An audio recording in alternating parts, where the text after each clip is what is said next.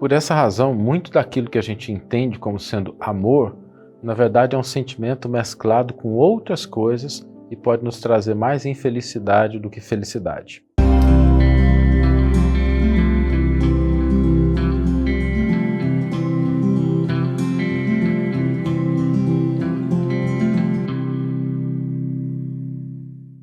Olá meus amigos, olá minhas amigas, sejam todos muito bem-vindos a mais um episódio do programa Reflexões com Emmanuel. E hoje nós vamos refletir sobre o amor. E essa é uma palavra que a gente utiliza com tanta frequência, mas que muitas vezes ela encerra um nível de complexidade, um nível de zelo que nós precisamos ter, que por descuidar disso, a gente acaba não entendendo o que significam as expressões reais do amor. Ninguém nega a importância do amor, a necessidade que nós temos de expressar o amor e de receber o amor.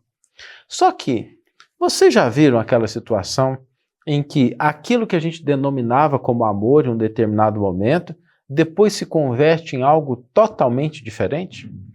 Às vezes o amor inicial se converte em ódio, às vezes o amor inicial dos tempos idílicos da juventude, do início do casamento, se converte em ciúme, em cobrança.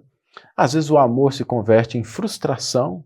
A gente diz que ama tanto uma pessoa e de repente o comportamento dela, a atitude que ela tem em determinada situação, nos causam essa frustração, esse desânimo. Às vezes aquilo que é alegadamente descrito como amor e que as pessoas até acreditam que é, passam-se os meses, os anos, e aí podem virar até agressões, indiferenças. Por que isso acontece?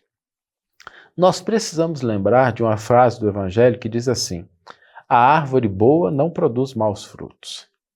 Se a árvore é boa, se o amor de fato estava na raiz, na semente daquela relação, daquela situação, por que é que mais tarde ele se converteu em algo totalmente diferente?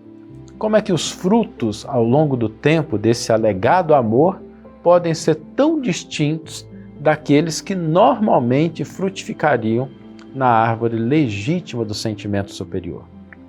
A verdade, gente, é que muitas vezes aquilo que a gente denomina, que a gente rotula como amor, vem acompanhado de muitos outros sentimentos, de muitas outras posturas. Às vezes vem misturado com expectativa, às vezes vem misturado com cobrança, às vezes vem misturado com o anseio de que o outro se adeque à nossa maneira de pensar.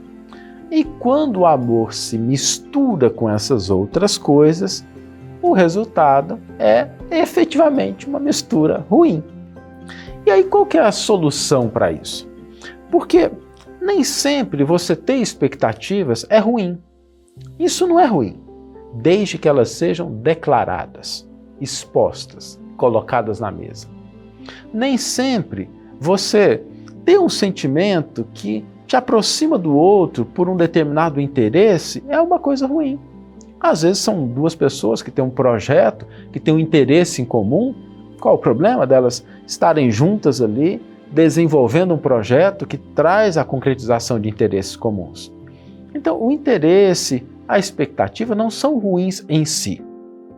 Mas quando eles não são declarados, quando eles são enfeixados, rotulados como sendo amor, aí a coisa complica. Porque aí nós estamos colocando o rótulo de algo que não tem no interior. É como se a gente pegasse uma garrafa que tem uma determinada substância e colocasse um rótulo de algo totalmente diferente. Quando nós crescemos como seres humanos, quando nós vamos adquirindo uma maturidade, aprendemos que negociação, expressar os seus interesses, declinar as suas expectativas faz parte do nosso amadurecimento. Dizer isso claramente para o outro, isso é parte do nosso amadurecimento.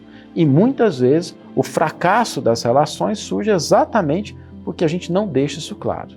Então, primeira coisa, Não vamos olhar esses elementos como sendo ruins quando eles são expressos com maturidade. Quando a gente chega para o outro e fala assim, olha, estou disposto a fazer isso, mas espero que você, por sua vez, faça isso. O que não pode é a gente fazer aquela coisa assim, não, eu fiz isso porque eu te amo, e lá na frente apresenta a conta. Ah, não, minha relação com fulano é uma relação de amor puro, e aí lá na frente vem uma cobrança. Você dizer que ama uma pessoa e de repente porque ela age de uma maneira diferente da sua expectativa, você deixa de amar. Você não mais tem aquele sentimento por ela. Ou seja, é quando você não rotula de fato os seus sentimentos. E isso é um sinal, na maioria das vezes, de uma postura infantil. Não no sentido da crítica, tá? Mas da criança que ainda não expressa aquilo que ela quer de uma maneira adequada. Entendendo esse aspecto, aí nós voltamos para e o amor legítimo? E o amor verdadeiro?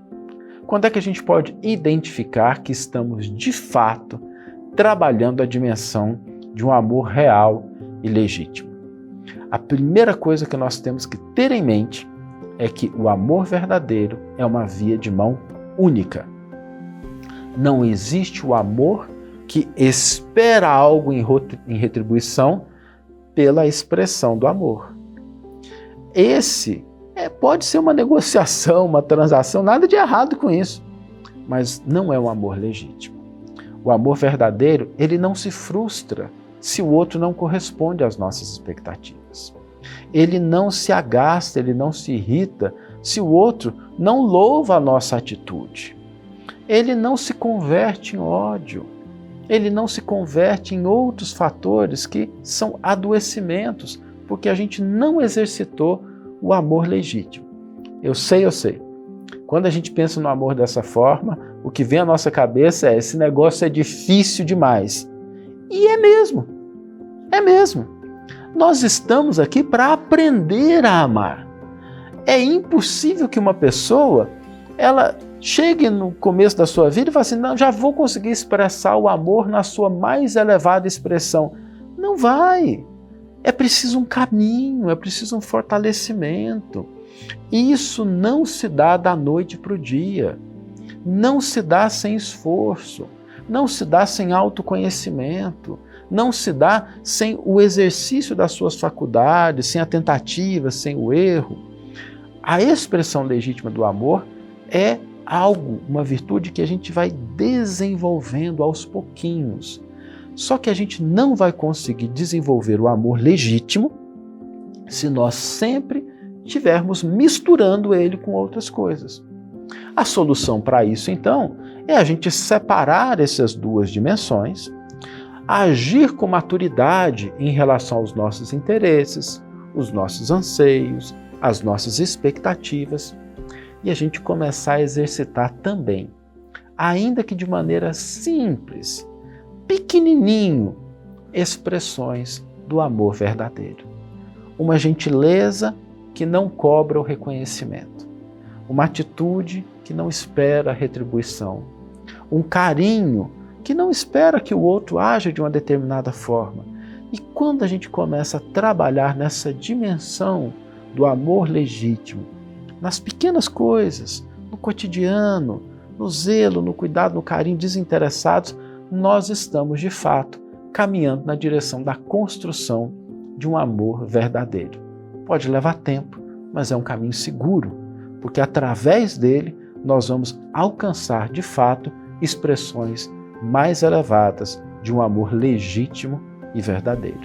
Vamos ler agora a íntegra do versículo do comentário que inspiraram a nossa reflexão de hoje.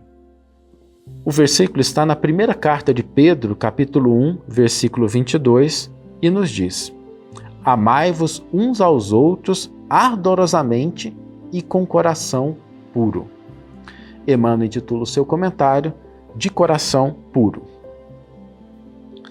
Espíritos levianos, em todas as ocasiões, deram preferência às interpretações maliciosas dos textos sagrados.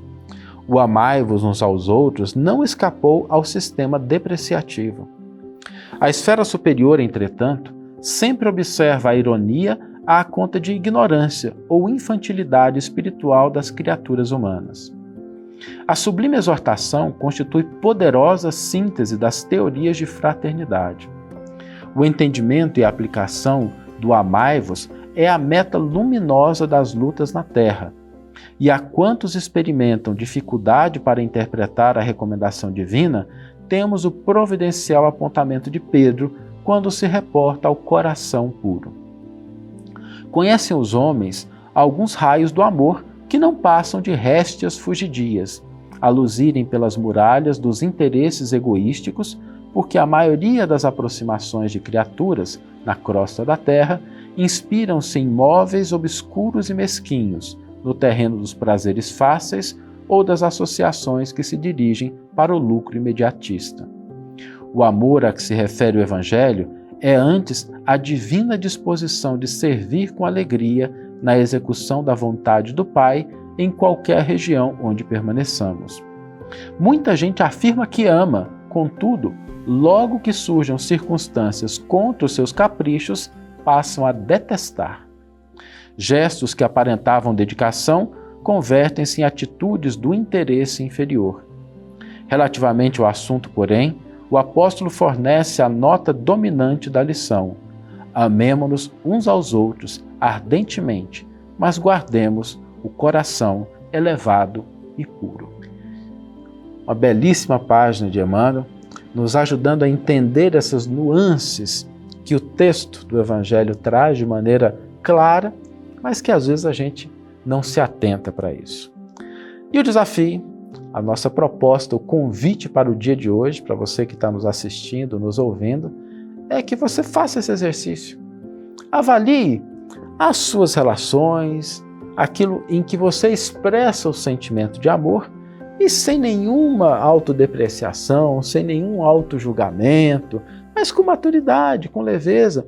Vamos começar a destrinchar um pouquinho, separar o que são expectativas, o que são ações que você faz esperando que o outro corresponda aos seus interesses, reconheça o que você fez, e vamos pegar isso e vamos colocar numa outra caixinha. Nada de errado com elas, vamos só separar, vamos colocar numa outra caixinha e vamos cuidar dessas coisas com maturidade. Porque se é isso que nós esperamos, vamos dizer para o outro de maneira mais clara. Mas também vamos começar a exercitar o amor legítimo. Pelo menos uma ação, ainda que seja pequena, no dia de hoje, do amor legítimo.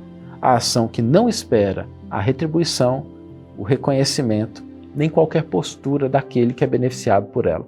Pode ser uma coisa simples, pode ser uma palavra de gentileza para alguém que está no estacionamento, no caixa de supermercado, com algum familiar, mas vamos começar hoje a exercitar o amor legítimo e verdadeiro. Que você tenha uma excelente manhã, ou uma excelente tarde, ou uma excelente noite, e que possamos nos encontrar no próximo episódio. Um grande abraço e até lá.